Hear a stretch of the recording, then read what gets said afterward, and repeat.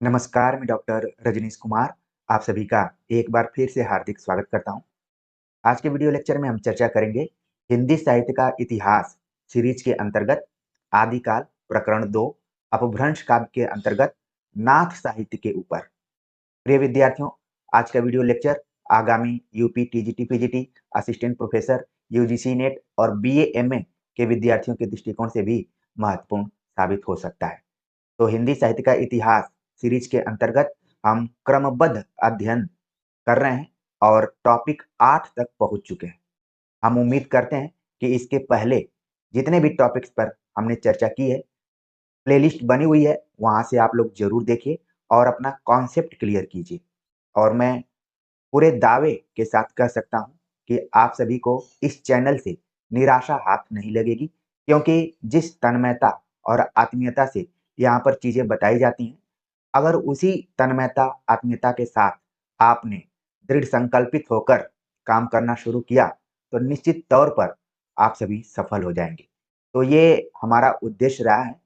उसी क्रम को आगे बढ़ाते हुए हम नाथ साहित्य के ऊपर चर्चा करेंगे। इसके पहले हमने सिद्ध साहित्य के ऊपर चर्चा की थी। उम्मीद है कि वो पूरा लेक्चर आपके दिमाग में होगा।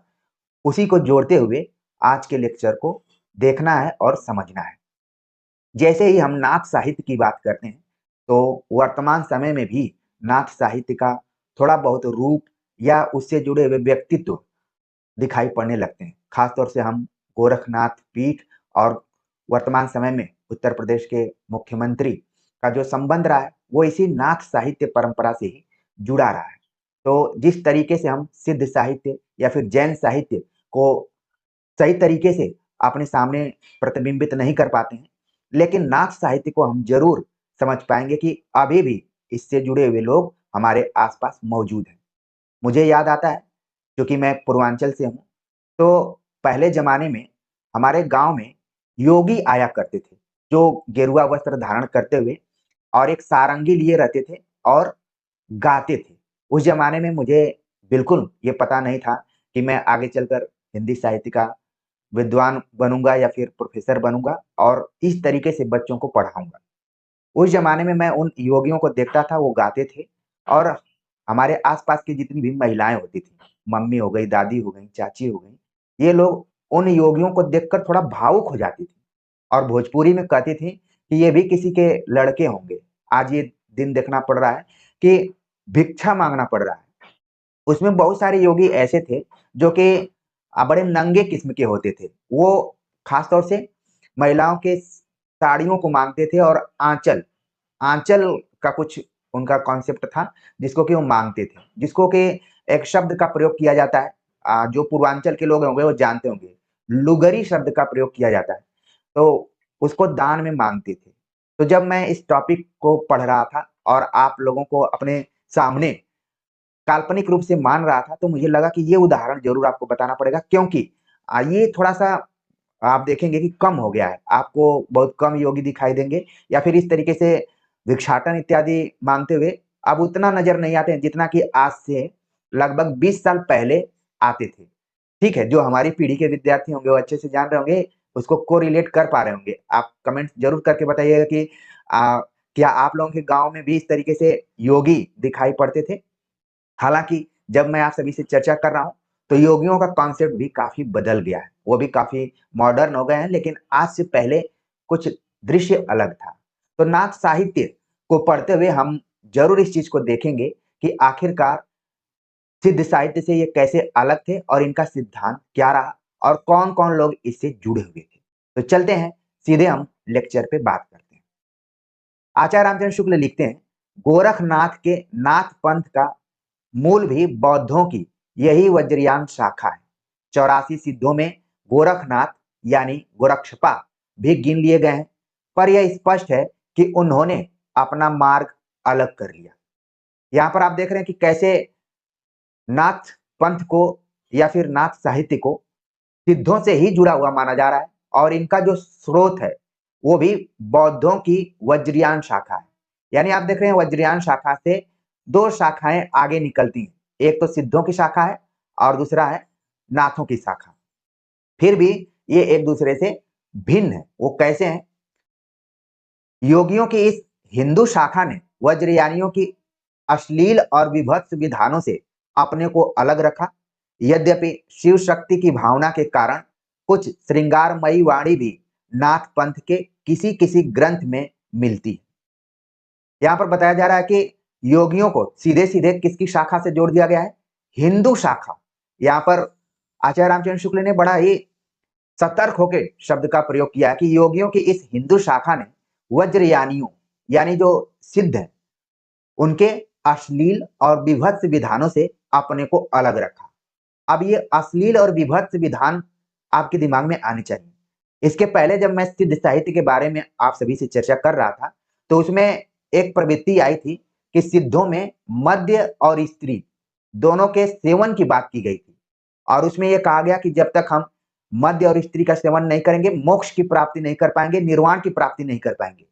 ये चीज योगियों को अच्छी नहीं लगी। उन्होंने इसे अश्लील और विभत्स के रूप में देखा और उसे अपने को अलग रखा। यहीं से इनका मार्ग क्या हो जाता है? अलग अलग हो जाता है। लेकिन आप देखेंगे कि नाथों ने शिव शक्ति की भावना को ध्यान में रखा, जिसके वजह से श्रृंगारमयी वाणी भी किसी किसी रचना में दिखाई पड़ती है, यानी कि भक्ति और श्रृंगार। आगे चलकर आप देखेंगे कि विद्यापति की रचनाओं में भी इन्हीं दोनों चीजों को लेकर विवाद हो रहता है कि वो श्रृंगारिक कवि है कि भक्त कवि है। तो देख रहे हैं आप कि नाथ पंथ में भी भक्ति भावना किसकी की जा रही थी? शिव की। इसलिए कई बार आपने देखा होगा यूजीसी नेट के एग्जाम में या फिर प्रवक्ता संबंधित परीक्षाओं में कि गोरखनाथ को शिव का अवतार माना जाता है। तो क्यों माना जाता है? क्योंकि जिस पंथ से उनका जुड़ाव था वो उसमें शिव शक्ति की भावना पहले से ही मौजूद थी और श्रृंगार परक कुछ कुछ कविताएं लिखी जा रही थी। गोरख ने पतंजलि के उच्च लक्ष्य ईश्वर प्राप्ति को लेकर हठ योग का परिवर्तन किया। यहाँ पर आप देख रहे हैं कि एक तथ्यात्मक जानकारी आपको ध्यान में रखना है कि गोरख यानी गोरखनाथ ने पतंजलि के उच्च लक्ष्य ईश्वर प्राप्ति को लेकर हठ योग का प्रवर्तन किया। कई बार सवाल पूछा जाता है कि हिंदी साहित्य में या फिर नाथ साहित्य में हठ योग का प्रवर्तन किसने किया?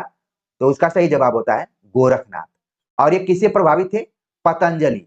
पतंजलि जिनको कि हम योग दर्शन के प्रवर्तक के तौर पर जानते हैं, उन्हीं के सिद्धांतों से नाथ पंथ भी काफी प्रभावित रहा। आगे लिखते हैं कि वज्रयानी सिद्धों का लीला क्षेत्र भारत का पूर्वी भाग था। गोरख ने अपने ग्रंथ का प्रचार देश के पश्चिमी भागों में राजपुताने और पंजाब में किया।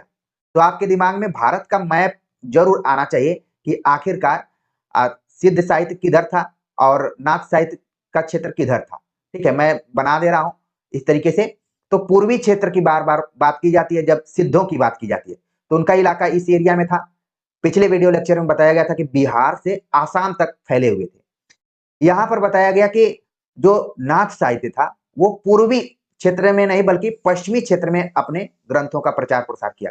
अभी चर्चा की जाएगी पंजाब इलाके की और राजपुताना, यानी कि आप देखेंगे कि पंजाब, हरियाणा, राजस्थान इस एरिया में ज्यादातर इन लोगों का फैलाव था, प्रचार प्रसार था। तो वज्रयानी सिद्धों का लीला क्षेत्र जो कर्म क्षेत्र था वो भारत का पूर्वी भाग था, ये वाला इलाका था। लेकिन गोरखनाथ ने अपने ग्रंथ का प्रचार देश के पश्चिमी भागों में राजपुताने और पंजाब में किया। तो आपके दिमाग में एक चित्र आना चाहिए, भारत का नक्शा आना चाहिए। मैं अपने बीए और एमए के विद्यार्थियों को प्रायः कहता हूं कि हिंदी पढ़ रहे हो तो उदास, हताश, निराश नहीं रहना है। आपको इतिहास की जानकारी, भूगोल की जानकारी, पॉलिटिकल साइंस की जानकारी, मनोविज्ञान की जानकारी, सोशियोलॉजी की जानकारी, जितनी जानकारी आप रखेंगे उतना ही अच्छे से चीजों को समझेंगे। अब आपके दिमाग में जरूर आ रहा होगा कि इस एरिया में सिद्ध थे और इस एरिया में नाथों का क्षेत्र था जो पंजाब इत्यादि का एरिया रहा है। और बताया जा रहा है आगे कि पंजाब में नमक के पहाड़ों के बीच बालनाथ योगी का स्थान बहुत दिनों तक प्रसिद्ध रहा। जैसी कि पद्मावत में बालनाथ का टीला आया है। तो बात हो रही है नाथों की, लेकिन जैसे ही आचार्य रामचंद्र शुक्ल को तथ्य याद आया बालनाथ योगी जिसका जिक्र किया जा रहा है कि पंजाब में नमक के पहाड़ों के बीच स्थित है और इसका जिक्र नाथ साहित्य में तो होता ही है, साथ में जैसे कि पद्मावत में भी उल्लेख हुआ है। तो आपको भी ध्यान में रखना है कि बालनाथ का टीला पद्मावत में भी आया है और नाथ साहित्य में भी इसका जगह जगह पर उल्लेख किया गया है। आगे लिखते हैं आचार्य रामचंद्र शुक्ल कि गोरखनाथ के समय का ठीक पता नहीं। राहुल साकृत्यायन जी ने वज्रयानी सिद्धों की परंपरा के बीच उनका जो स्थान रखा है, उसके अनुसार उनका समय विक्रम की 10वीं शताब्दी आता है। उनका आधार वज्रयानी सिद्धों की एक पुस्तक रत्नाकर जोपम कथा है, जिसके अनुसार मीननाथ के पुत्र मत्स्येंद्रनाथ कामरूप के मछुआरे थे और चरपटी पा के शिष्य होकर सिद्ध हुए थे। पर सिद्धों की अपनी सूची में साकृत्यायन जी ने मत्स्येंद्र को जलंधर का शिष्य लिखा है, जो परंपरा से प्रसिद्ध चला आता है। तो आप देख रहे हैं यहाँ पर गोरखनाथ के समय का ठीक पता नहीं है कि आखिरकार इनका समय कब रहा है। इसको लेकर राहुल साकृत्यायन ने रिसर्च किया, शोध किया। राहुल साकृत्यायन की एक पुस्तक है हिंदी काव्य धारा, ठीक है। उसमें उन्होंने शुरुआती जो भी कबीर हैं उनका अध्ययन किया हुआ है। तो उस अध्ययन के मुताबिक गोरखनाथ का समय उन्होंने विक्रम की 10वीं शताब्दी माना है और आधार बनाया है वज्रयानी सिद्धों की एक पुस्तक है रत्नाकर जोपम कथा। उसमें बताया गया है कि गोरखनाथ जो हैं वो मीननाथ के पुत्र, संबंधों को आपको ध्यान में रखना है कि मीननाथ के पुत्र मत्स्येंद्रनाथ और मत्स्येंद्रनाथ जो कि कामरूप के मछुआरे थे और चरपटी पा के शिष्य थे। आपको ध्यान में रखना है कि पहले चरपटी पा हो गए, फिर इसके बाद मत्स्येंद्रनाथ हो गए, ठीक है। और मत्स्येंद्रनाथ के पिता का नाम मीननाथ है, उन्हीं के शिष्य होकर सिद्ध हुए थे। अब इसका अर्थ ये लग रहा है कि गोरखनाथ नाथ पंथ में आने से पहले सिद्ध सिद्धांतों से और जो भी उनके व्यवहार रहे उनसे पहले प्रभावित थे। लेकिन अगर देखा जाए आगे आचार्य रामचंद्र शुक्ल लिख रहे हैं कि सिद्धों की अपनी सूची में साकृत्यायन जी ने ही मत्स्येंद्र को जलंधर का शिष्य बताया है। यानी कि यहाँ पर जिस चरपटी पा की बात की जा रही थी उसमें जलंधर का नाम भी आ रहा है।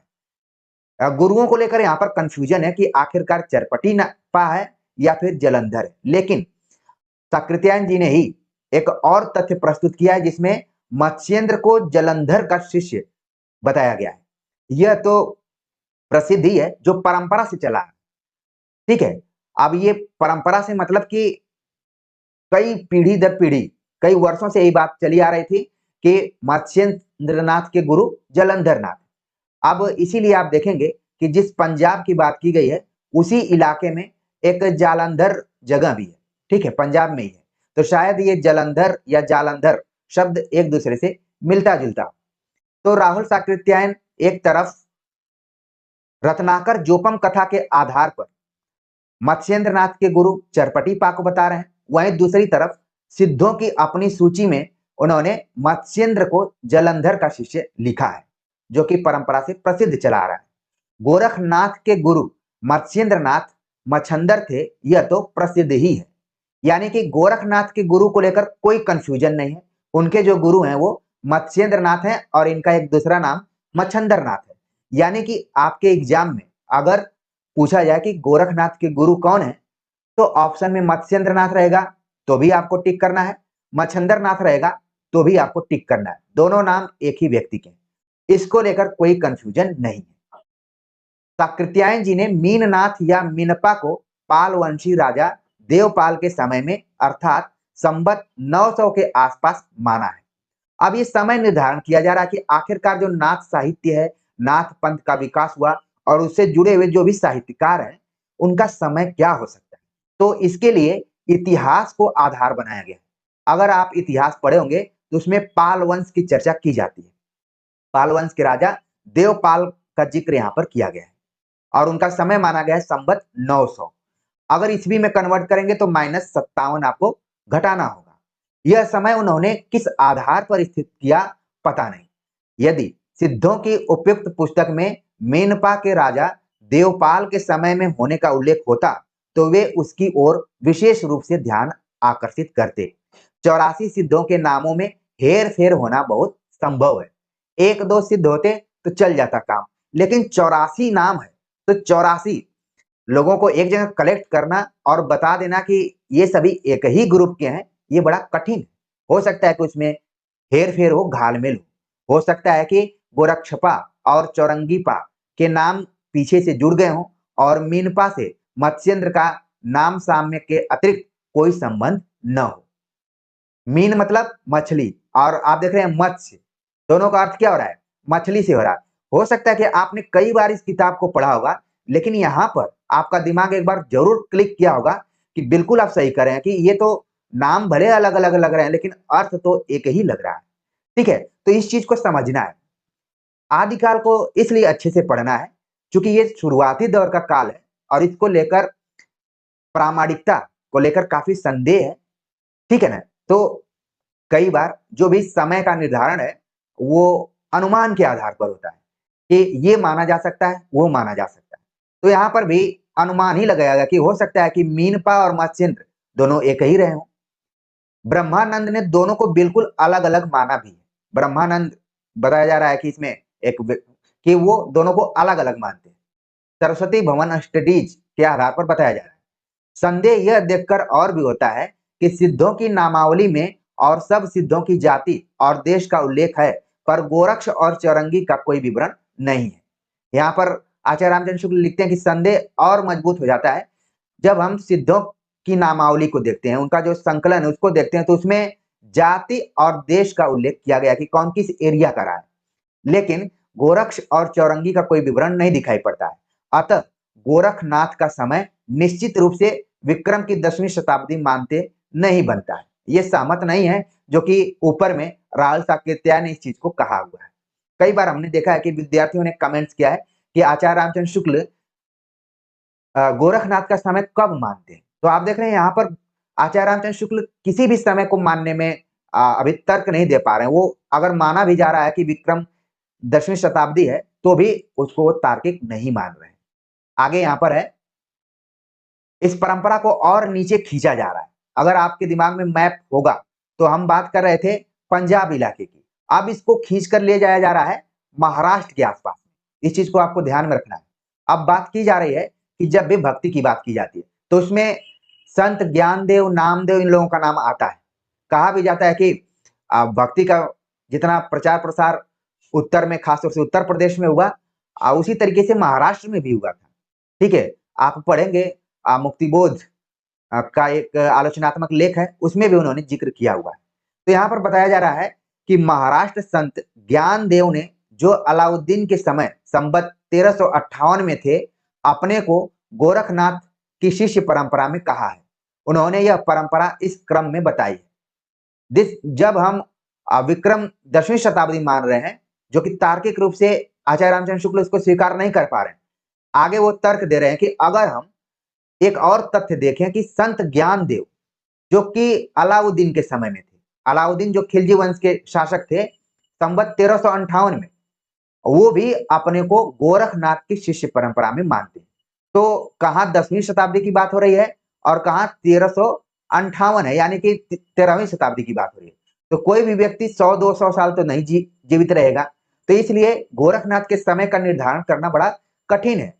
ज्ञानदेव के आधार पर वो कह रहे हैं कि गोरखनाथ की शिष्य परंपरा में खुद को मानते हैं, और उन्होंने क्रम भी बताया है। क्या है वो क्रम? कि आदिनाथ, मत्स्येंद्रनाथ, गोरखनाथ, गैनीनाथ, निवृत्तिनाथ, ठीक है, और ज्ञानेश्वर, अपने को वो 6वें नंबर पर रख रहे हैं। यानी कि यहाँ पर आपको ध्यान में रखना है कि ज्ञानदेव ने जो शिष्य परंपरा बताई है, उसमें 6 लोगों का नाम है। ठीक है? 6 लोगों में ज्ञानेश्वर अपने को सबसे अंत में रखते हैं। इस महाराष्ट्र परंपरा के अनुसार गोरखनाथ का समय महाराज पृथ्वीराज के पीछे आता है। यानी पृथ्वीराज चौहान, जो कि चंद्रवरदाई ने उनपे एक ग्रंथ लिखा, पृथ्वीराज रासो, उनका जो संबंध आप देखेंगे तो 1191 1192 के आसपास में रहा है, जो तराइन का युद्ध हुआ था। तो यहाँ पर तर्क वितर्क कैसे किया जा रहा है, कैसे तथ्यों को प्रामाणिक रूप से रखने की कोशिश की जा रही है, वो आप आचार्य रामचंद्र शुक्ल के दृष्टिकोण से जरूर देख रहे होंगे। तो गोरखनाथ का समय महाराज पृथ्वीराज के बाद आता है, ऐसा देखने में आता है। नाथ परंपरा में मत्स्येंद्र नाथ के गुरु जालंधर नाथ माने जाते हैं। होठ के ग्रंथों में भी सिद्ध जालंधर आदिनाथ कहे गए हैं। अब ये भोट शब्द पिछली बार भी आया था और जब मैं इसको पढ़ा रहा था तो मेरे मन में भी आया कि आप लोगों के मन में आ रहा होगा कि आखिरकार सर इसका अर्थ आपने नहीं बताया कि ये क्या है। तो इसको मैंने खोजा, तो यहाँ पर आया कि भूटान प्रदेश से जो संबंध रहा है वहां से, ठीक है ना। तो भूटान भी ज्यादा दूर हम लोगों से है नहीं, तो वहां पर ये भी बताया गया क्योंकि जो सिद्धों का क्षेत्र था वो बिहार आसाम में था। तो आप देखेंगे इसके बॉर्डर पे ही भूटान है। वहां पर जो भी ग्रंथ लिखे गए वहां पर यह बताया गया कि जो जलंधर है और उसी को हम आदिनाथ भी कहते हैं। इन नामों को लेकर बड़ा कंफ्यूजन है कि गंगाधर ही शक्तिमान है या शक्तिमान ही गंगाधर, इस टाइप से बड़ा कंफ्यूजन रहा है यहाँ पर। सब बातों का विचार करने से हमें ऐसा प्रतीत होता है कि जालंधर ने ही सिद्धों से अपनी परंपरा अलग की और पंजाब की ओर चले गए। अब यहाँ पर देखिए कैसे तथ्य क्लियर हो रहे हैं कि जो इधर लोग रहते थे वो धीरे धीरे इधर आ गए, क्योंकि सिद्धों में देख रहे थे कि अश्लीलता और विभत्स का रूप प्रवेश कर गया है, तो इन्होंने अपना अलग एक तरीके से रुख अपनाया। मैं कहूं आज के अगर राजनीतिक दृष्टिकोण से तो अलग पार्टी बना ली। सिद्धों की पार्टी अलग रही, नाथों की पार्टी अलग रही। पार्टी कब बनती है? जब मतभेद होता है सैद्धांतिक रूप से और व्यवहारिक रूप से। तो ये पंजाब की ओर चले गए, वहां कांगड़े की पहाड़ियों तथा स्थानों में रमते रहे। पंजाब का जलंधर शहर उन्हीं का स्मारक जान पड़ता है। नाथ संप्रदाय के किसी ग्रंथ में जलंधर को बालनाथ भी कहा गया है। अब ये देखिए जलंधर, इसमें जो व्यक्ति आया हुआ है ये बड़ा कंफ्यूजन पैदा किया है। कई जगहों पर इनको आदिनाथ कहा गया, कई जगहों पर बालनाथ का जो टीला है वो जलंधर की कुटी के रूप में ही देखा गया है। नमक के पहाड़ों के बीच बालनाथ का टीला बहुत दिनों तक प्रसिद्ध रहा। मत्स्येंद्र जलंधर के शिष्य थे। नाथ पंथियों की यह धारणा ठीक जान पड़ती है। मीनपा के गुरु चरपटी नाथ हो सकते हैं, पर मत्स्येंद्र के गुरु जलंधर ही थे। तो यहाँ पर देखिए क्लियर हो गया कि मत्स्येंद्र नाथ के गुरु कौन थे? जलंधर थे। और फिर मत्स्येंद्र के शिष्य कौन थे? गोरखनाथ थे। तो इस सारी चीजों को आपको क्लियर करके रखना है, क्योंकि परीक्षाओं में जब एक बार कंफ्यूजन हो जाता है तो फिर उससे जुड़े हुए कई प्रश्न और गलत होने लगते हैं। इसलिए आपको अपने नोटबुक पर तैयार कर लेना, इस तरीके से लिख लेना है। शॉर्ट में ही मैं इसको लिख रहा हूं, ठीक है। इसके बाद आपका जो तथ्य है वो क्लियर हो जाएगा। साकृत्यायन जी ने गोरख का जो समय स्थिर किया है वह मिनपा का राजा देवपाल का समसामयिक और मत्स्येंद्र का पिता मानकर किया है। मत्स्येंद्र का मिनपा से कोई संबंध न रहने पर उक्त समय मानने का कोई आधार नहीं रह जाता और पृथ्वीराज के समय के आसपास ही विशेषतः कुछ पीछे गोरखनाथ के होने का अनुमान दृढ़ होता है। यानी कि आप देखेंगे 11वीं 12वीं जो शताब्दी है उसी के आसपास तक आचार्य रामचंद्र शुक्ल गोरखनाथ का समय खींच कर ले जा रहे हैं। जिस प्रकार सिद्धों की संख्या 84 प्रसिद्ध है, उसी प्रकार नाथों की संख्या 9 है। सिद्धों की संख्या प्राय परीक्षाओं में पूछा जाता है कितनी है, आप लोगों को एकदम से याद हो गया कि 84 है, 84 है। इसलिए नाथों की संख्या एकदम से याद हो जाती है कि नाम के अनुसार ये इसमें 9 है। तो 9 नाथों की संख्या हो गई और 84 सिद्धों की संख्या हो गई, ठीक है। अब भी लोग नवनाथ और 84 सिद्ध कहते सुने जाते हैं। गोरख सिद्धांत संग्रह से मार्ग प्रवर्तकों के नाम गिनाए गए, जिनमें नागार्जुन, जड़ भरत, हरिश्चंद्र, सत्यनाथ, भीमनाथ, गोरखनाथ, चरपट, जलंधर और मलयार्जुन, ये 9 नाम गोरख सिद्धांत संग्रह के अंतर्गत है। इसको लेकर आगे बहुत सारे इतिहासकारों ने लिखा है, खासतौर से नगेंद्र ने या फिर रामकुमार वर्मा इत्यादि ने नाथों की संख्या को अलग अलग ढंग से प्रस्तुत किया है। कभी उस पर भी हम चर्चा करेंगे। इन नामों में नागार्जुन, चरपट और जलंधर सिद्धों की परंपरा में भी है। ये देखिए तथ्य आपको बिल्कुल ध्यान में रखना है। यूजीसी नेट के एग्जाम में आ चुका है, आगे प्रवक्ता संबंधी परीक्षाओं में भी पूछा जा सकता है कि नाथों में कुछ प्रमुख नाम है जो कि सिद्धों में भी पाए जाते थे। वो प्रमुख नाम 3 है, नागार्जुन है, चरपट है और जलंधर है। इन तीनों का संबंध किससे है? सिद्धों की परंपरा से भी। तो आजकल जिस हिसाब से नए पैटर्न पे सवाल पूछे जा रहे हैं ABCDE करके, उसमें इन तीनों का नाम आ सकता है और आपको वहां पर कैच करना है कि हमने अनुराज हिंदी एकेडमी पर पढ़ा था कि नागार्जुन, चरपट और जलंधर, इन तीनों का संबंध सिद्ध परंपरा के साथ साथ नाथ परंपरा से भी रहा है। नागार्जुन, जिनका समय संवत 702, प्रसिद्ध रसायनी भी थे। अब ये रसायनी थे, इसको लेकर भी आपके दिमाग में जरूर आना चाहिए कि रसायनी क्या होता है। रसायनी आप देखेंगे कि आयुर्वेद का एक भाग है जो कि चिकित्सा से जुड़ा हुआ है। क्योंकि हमने यहाँ पर बताया कि नागार्जुन का संबंध सिद्ध परंपरा से था और हमने सिद्धों पर चर्चा करते हुए एक बड़ी बात आप सभी को बताई थी कि उन्होंने पंचबीड़ाल शब्द का प्रयोग किया है। और पंचबीड़ाल में आप देखेंगे कि एक था चिकित्सा और उसी से इन लोगों का जुड़ाव था, ठीक है ना। तो इसीलिए इनको कहा जाता है कि ये प्रसिद्ध रसायनी थे। और रसायनी के बारे में ये कहा जाता है कि इसमें कायाकल्प और बुढ़ापा से कैसे मुक्त हों। आजकल इस चीज को लेकर भी लोग चिंतित रहते हैं कि कैसे हम सदा जवान बने रहें, यंग रहें। इसमें भी कुछ वैसा ही बताया गया कि कैसे बुढ़ापा से हम बचें, ठीक है। तो ये रसायनी शब्द का प्रयोग वहीं पर हुआ। केमिस्ट्री से इसका कोई संबंध नहीं है, बल्कि पतंजलि के योग दर्शन में ही इसीलिए कहा जाता है जो योगा इत्यादि करता है वो बड़ा ही हृष्ट पुष्ट रहता है, स्वस्थ रहता है, ये ऐसा माना जाता है। तो रासायनिक का अर्थ यहाँ पर यही है। उम्मीद है कि ये जो शब्द है आप समझ गए होंगे। अब मेरी कोशिश रहती है कि चीजें आपके दिमाग में वैसे बैठ जाएं जैसे कि जैसे मुहर लगती है, मुहर छप जाए आपके दिमाग में। और कहीं भी आप किसी से बात भी करें तो आप एकदम से कॉन्फिडेंट होकर बात करें कि रासायनिक का मतलब क्या है यहाँ पर। अब आप समझ गए होंगे और नागार्जुन को भी याद कर लिए होंगे। नागार्जुन तो एक आधुनिक काल में है, लेकिन नाथ परंपरा में और सिद्ध परंपरा में भी एक नागार्जुन थे। नाथ पंथ में रसायन की सिद्धि है। नाथ पंथ सिद्धों की परंपरा से ही छंटकर निकला है, इसमें कोई संदेह नहीं है। अब देखिए, मान लीजिए यहां से एक कोटेशन पूछ लिया जाता है कि किसका है, तो आप तुरंत बता देंगे कि आचार्य रामचंद्र शुक्ल का है। पूछा जा सकता है कि नाथ पंथ सिद्धों की परंपरा से ही छंटकर निकला है, इसमें कोई संदेह नहीं। रामचंद्र शुक्ल का कुछ की पॉइंट्स है जिसमें कि वो लिखते हैं कि इसमें कोई संदेह नहीं, ये शब्द बार बार आता है। और कई बार वो कवियों का नाम नहीं लेते हैं, इनके ऊपर, उनके ऊपर, इन्होंने, उन्होंने, इस तरीके से वो लिखते रहते हैं। और कई बार हमने जिक्र किया कि सर्वनामों का प्रयोग खूब करते हैं और इसमें कोई संदेह नहीं, ऐसे शब्द का भी, वाक्य का भी प्रयोग वो करते रहे। तो प्रिय विद्यार्थियों, उम्मीद है कि आपके दिलो दिमाग में नाथ पंथ, उसका क्षेत्र, उससे जुड़े हुए जो कवि हैं वो बैठने शुरू हो गए होंगे और एक रूप बनना शुरू हो गया होगा।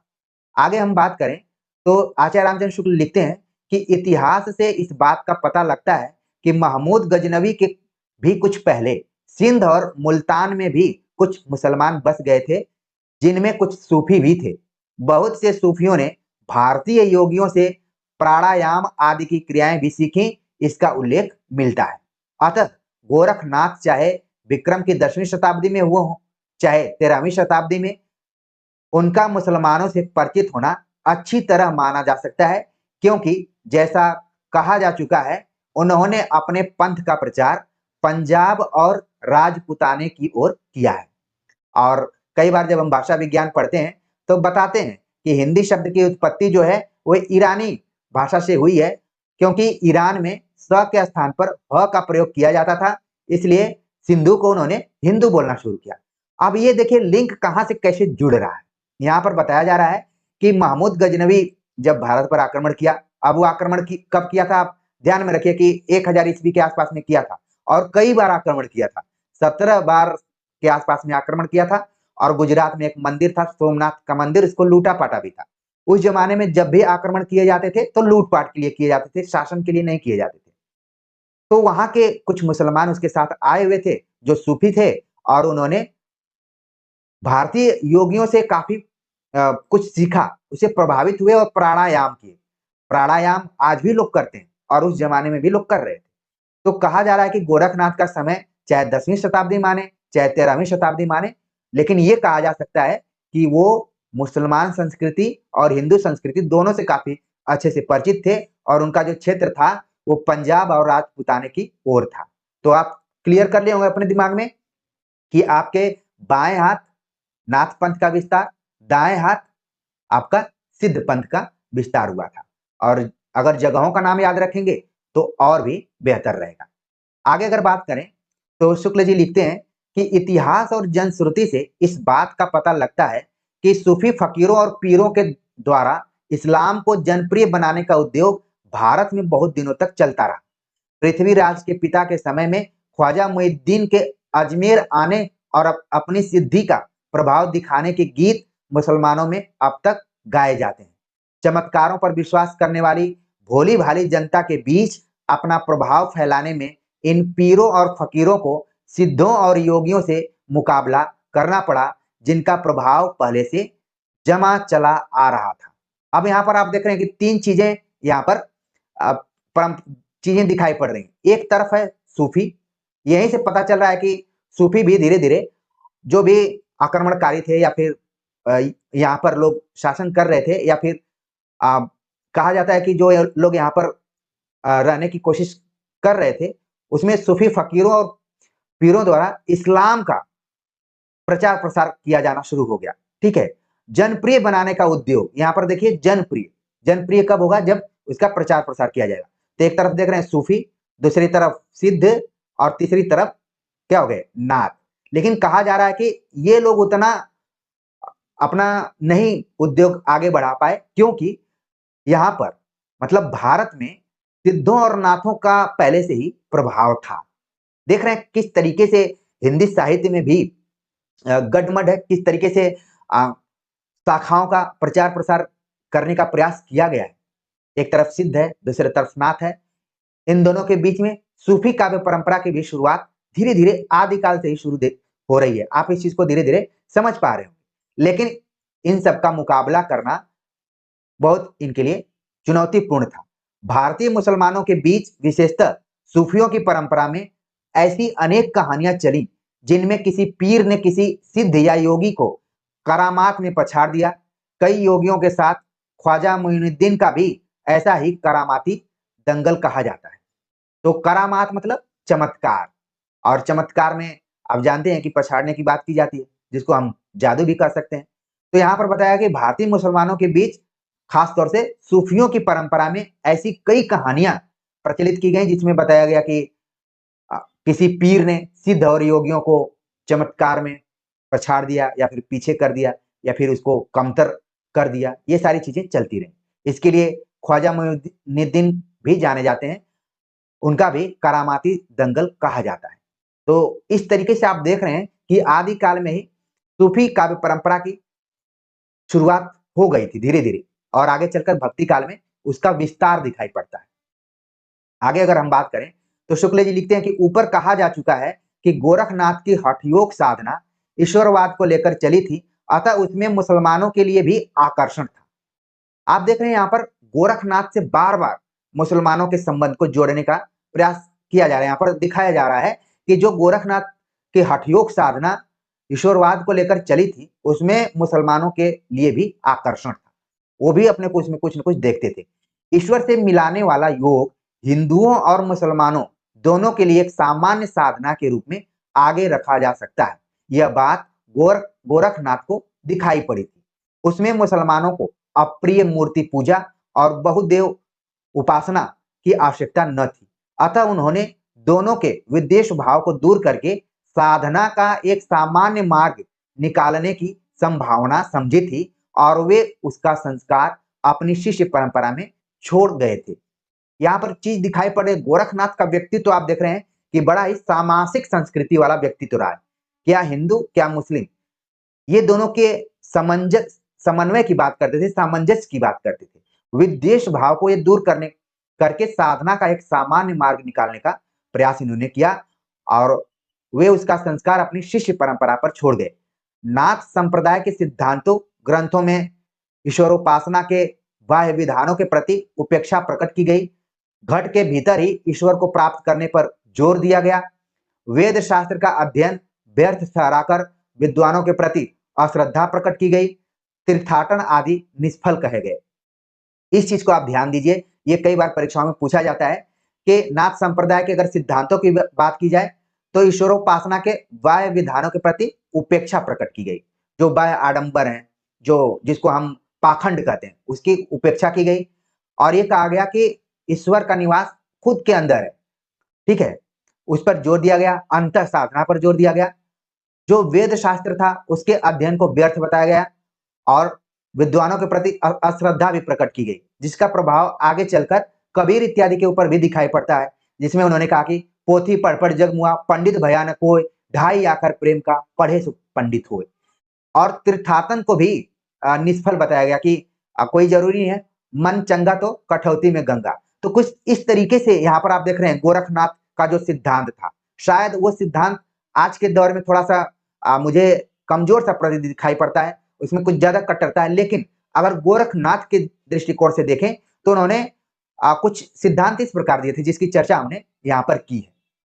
आगे बात करें तो कहा गया कि अंतः साधना के वर्णन में हृदय दर्पण कहा गया है, जिसमें आत्मा के रूप का प्रतिबिंब पड़ता है। अंतः साधना जैसे आंख बंद करके आप याद कीजिए, जिस चीज को याद करते हैं वो आपके सामने प्रतिबिंबित हो जाता है। अगर आप किसी भी चीज को जिसको कि हम साकार रूप से देखते हैं, वो आपके मन मस्तिष्क में है, आपको प्रभावित करती है, तो उसका रूप दिखाई पड़ता है, इसलिए कहा गया हृदय दर्पण। एक आपने देखा होगा कि हनुमान जी ने अपना सीना चीर कर दिखाया कि राम और सीता। कोई भी सीना चीर कर दिखाएगा तो जाहिर सी बात है कोई चीज दिखाई नहीं पड़ेगा, लेकिन ये माना जाता है प्रतीकात्मक तौर पर कि राम और सीता उनके दिल में बसते थे, जैसे आप लोग हमारे दिल में बसते हैं। तो अंतर साधना को कहा गया हृदय दर्पण। ये चीज आपको ध्यान में रखना है, सवाल पूछा जा सकता है, बड़ा ही बारीक अध्ययन करने पर ही इस चीज को आप समझ पाएंगे। परमात्मा की अनिर्वचनीयता इस ढंग से बताई गई है, शिवम न जानामि कथम वादामि, शिवम च जानामि कथम वादामि। तो संस्कृत का श्लोक लग रहा है ऐसा मैं पढ़ रहा हूं, इसमें बताया गया कि जो कुछ यहाँ पर जानने वाला है वो शिव है, और नाथ साहित्य में शिव की भक्ति काफी की गई है, इसीलिए कई लोगों ने अपने को शिव का अवतार ही माना है।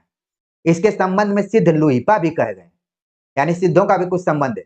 भाव न होई अभाव न होई, ऐस संबोहे को पति आए। तो जो चीज नाथ परंपरा में परमात्मा को लेकर कही गई, वही चीज सिद्धों में भी कही गई है। आगे है कि नाथ और बिंदु संज्ञाएं वज्रयान सिद्धों में बराबर चलती रही। ये नाद और बिंदु एक तरीके से योग से जुड़े हुए शब्द है, और ये जहां नाथों में चल रही थी वहीं सिद्धों में भी बराबर चलती रही। गोरख सिद्धांत में उनकी व्याख्या इस प्रकार की गई है, नाथांशो नादो नादांश प्राण शक्त्यांशो बिंदु बिंदुरांश शरीरम। गोरख सिद्धांत संग्रह गोपीनाथ कविराज संपादित है। ये देखिए परीक्षाओं के दृष्टिकोण से महत्वपूर्ण है कि गोरख सिद्धांत संग्रह, हम कई बार इसको गोरखनाथ से जोड़कर देख लेते हैं, लेकिन यहाँ पर देखना है कि इसका संपादन किसने किया, गोपीनाथ ने किया हुआ है। इस चीज को भी आपको ध्यान में रखना है। आगे अगर बात करें तो नाद और बिंदु के योग से जगत की उत्पत्ति सिद्ध और हठयोगी दोनों मानते थे, यानी कि सिद्ध साहित्य और नाथ साहित्य में जो एक कॉमन पॉइंट है कि जो जगत की उत्पत्ति हुई है, इस संसार की उत्पत्ति हुई है, वो नाद और बिंदु दोनों के माध्यम से हुई है। तीर्थाटन के संबंध में जो भाव सिद्धों का था वही हठ योगियों का भी रहा। कई बार जैसे हम पीएचडी इत्यादि की बात करते हैं कि क्या रिसर्च टॉपिक लें, तो यहाँ पर आप देखिए कि नाथों और सिद्धों में समानता क्या है, उनमें क्या सामंजस्य है, किस बिंदु पर वो सहमत है। तो आप देख रहे हैं कि पहला बिंदु यह था कि जगत की उत्पत्ति नाद और बिंदु के योग से हुई है। तीर्थाटन के संबंध में दोनों का भाव समान है। चित्त शोधन प्रकरण में वज्रयानी सिद्ध आर्यदेव का वचन है। अब यहाँ पर एक सिद्ध की बात की गई जिनका नाम है कर्णरीपा, उनकी ये बात यहाँ पर कही गई है कि प्रतरन्नपि गंगायाम नैव श्वा शुद्ध महरति। ठीक है, पूरा ये बात कही गई है। जनता के बीच इस प्रकार के प्रभाव क्रमशः ऐसे गीतों के रूप में निर्गुण पंथी संतों द्वारा आगे भी बराबर फैल रहे हैं, जैसे गंगा के नहाए कहो को नर तरीगे, मछली न तरी जाको पानी में घर। ये बहुत बड़ी बात कही जा रही है। हम लोग कई बार जाते हैं, गंगा स्नान करते हैं और लगता है कि हम अपने पापों को धुल चुके हैं, लेकिन यहाँ पर देखिए क्या बात कही जा रही है। तीर्थाटन पे सवाल उठाया जा रहा है कि गंगा के नहाने से कोई व्यक्ति नहीं तर सकता, अगर तरना होता तो मछली का जो घर है वो तो गंगा में ही है, तो वो क्यों नहीं मोक्ष की प्राप्ति कर पा रही है। आज के समय में इस तरीके की अगर कोई बात करेगा तो उस पर संकट भी आ सकता है। लेकिन आप देख रहे हैं यहाँ पर कि निर्गुण पंथियों ने नाथ परंपरा से, सिद्ध परंपरा से बहुत सारी चीजों को ग्रहण करते हुए अपनी बातों को रखा हुआ है। यहाँ पर यह बात ध्यान में रखना आवश्यक है कि 84 सिद्धों में बहुत से मछुए, चमार, धोबी, डोम, कहार, लकड़हारे, दर्जी तथा बहुत से शूद्र कहे जाने वाले लोग थे। ये चीज आपको बड़ा ध्यान में रखने वाली बात है कि जो 84 सिद्ध कवि हैं, उसमें उनकी जातियों का भी उल्लेख किया गया है। वो जातियाँ कौन-कौन सी है, उसको हमने यहाँ पर पढ़ दिया है, आप एक बार अपना ध्यान ज़रूर ले जाइए। और कहा जा रहा है कि इनका संबंध शूद्र समाज से था। अतः जाति-पाति के खंडन के तो वे आप ही थे। यानी कि यहाँ पर जाति-पाति के खंडन को भी रखा गया है। जाति-पाति में विश्वास नहीं किया जा रहा था, जिसको आगे चलकर कबीर प्रमुखता से उठाते हैं। अचानक कोई चीज़ नहीं उठाई जाती है जब तक आप उसको अपने परंपरा से नहीं जानेंगे, नहीं सीखेंगे। तो परंपरा का ज्ञान बड़ा ज़रूरी होता है।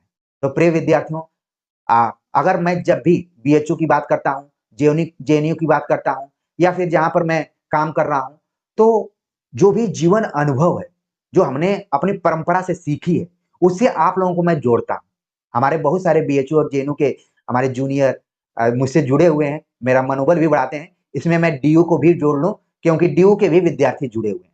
और बाकी मुझे तो ऐसा लगता है कि ये अगर अतिशयोक्ति नहीं होगी या फिर मेरे सोचने का चरम नहीं होगा, तो मुझे लगता है कि भारत के जितने भी विश्वविद्यालय हैं, उसमें हिंदी विभाग के 2-4 विद्यार्थी तो हमारी इस परंपरा से जुड़े ही होंगे और वहाँ पर कुछ न कुछ इस चैनल से जुड़कर लाभ उठा रहे होंगे।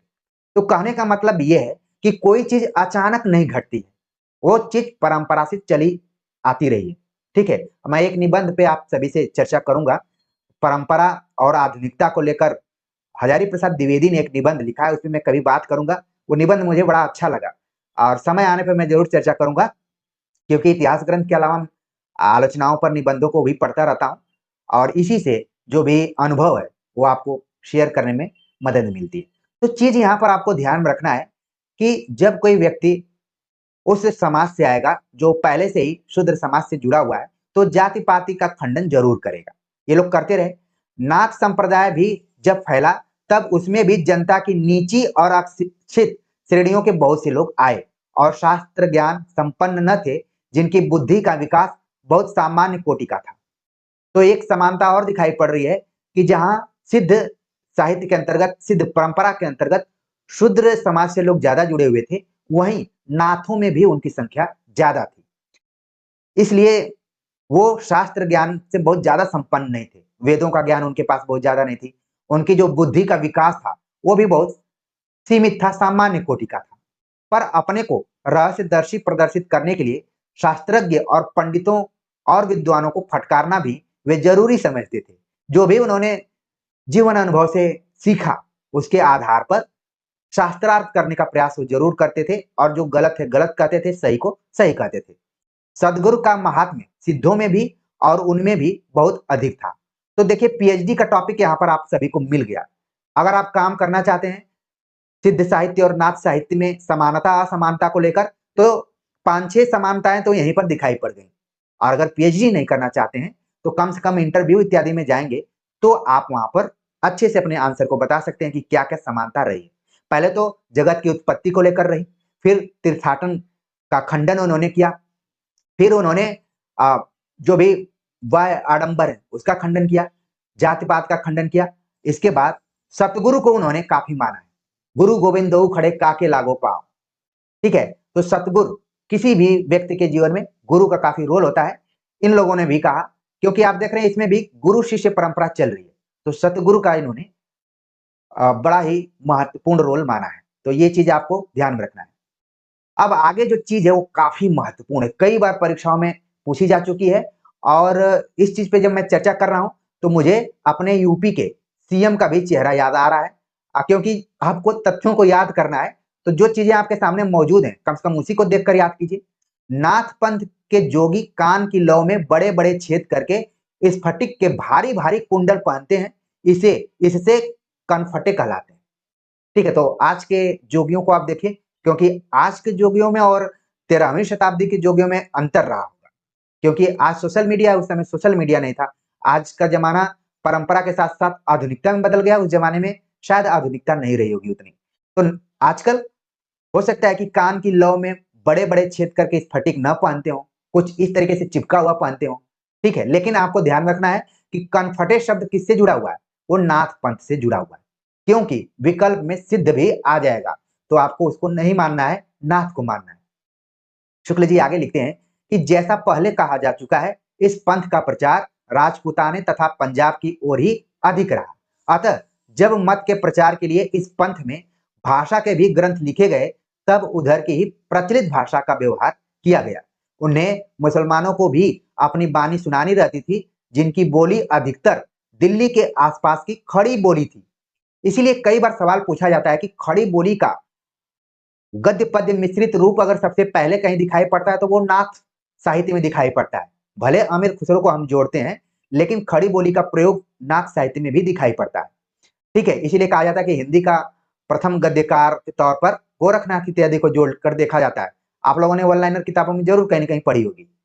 इससे उसका मेल भी उनकी वाणियों में अधिकतर रहता था। इस प्रकार नाथ पंथ के इन जोगियों ने परंपरा साहित्य की भाषा या काव्य भाषा से, जिसका ढांचा नागर अपभ्रंश या ब्रज का था, अलग एक सधुक्कड़ी भाषा का सहारा लिया। सधुक्कड़ी जिसमें कि आप देखेंगे कि जो व्यवहार की भाषा रही, अब जो अपभ्रंश थी उसमें ब्रज का भी प्रयोग होना शुरू हो गया था। इसके पहले मैं आप सभी को बता रहा था कि प्राकृत के अंतिम अपभ्रंश अवस्था से साहित्य का आविर्भाव हुआ।